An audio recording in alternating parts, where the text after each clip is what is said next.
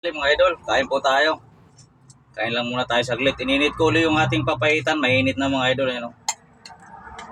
Madali lang naman initin at sinaksak ko lang yan habang tumatakbo. Unang higop, thank you Lord. Sarap talaga yung sabaw, hindi ka magsasawa pag sa papaitan. Ano?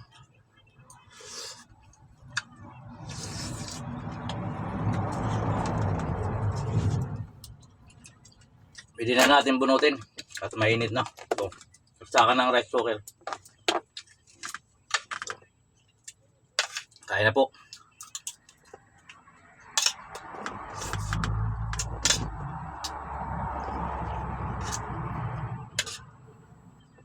Meron palang ka-idol natin na nag-comment doon sa pinost ko kanina na tumulang ko kanina papaitan.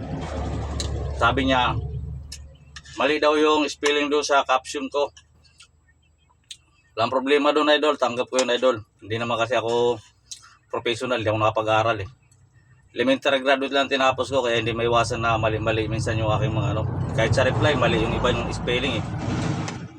Tanggap ko yun kasi hindi naman ako nakapag-aral. At grade 6 nga lang tinapos ko.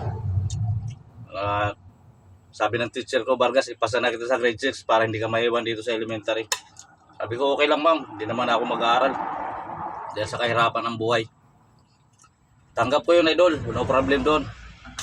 Pero yung sinabi mong napakadamot ko sa kasamahan ko, yun ang hindi ko matanggap mga idol. Kasi kung maluwag lang ako sa buhay, sa pera, hindi tayo madamot.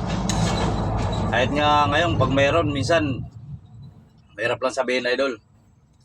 Pero kaya ako nagsisigap idol, hindi para ipamigay o ipamahagi, ikaw ang gawa. Nagsisigap ako para sa mga anak ko, para maintindihan mo. Para hindi maranasan ng mga anak ko, yung naranasan kong hirap sa lugar namin sa Masbate, nung bata pa ako. Kaya nga hindi ako nakapag-aral dahil sa hirap ng buhay. Baga ako nagtrabaho. Ayun, kung kumikita man ako, sa ngayon baka iniisip mo, libo-libo kinikita ko idol. Barya lang yung kinikita ko sa Facebook. Hindi ganun kalaki, baka iniisip mo, daan-daan libo kinikita ko. Walang ganun idol. Yung mga upload ko, hindi naman million views. Yung mabababang views, walang bayad kay Lolo Mita yun idol para maintindihan mo. Kung mataas ang pinag-aralan mo, maintindihan mo yun. Pag hindi ka naka-million views, walang bayad yun idol. Yun masasabi ko sa'yo. Ngayon, kung kumita man ako, hindi para ipamigay yun idol. Priority ko yung mga anak ko. Dahil wala akong ipamama ng mga property sa mga anak ko. Wala nga kaming bahay, nangungupahan lang ako eh. Ngayon, kung magkapera man ako ng malaki, unahin ko yung mga anak ko. Priority ko sila makatapos sa pag-aaral.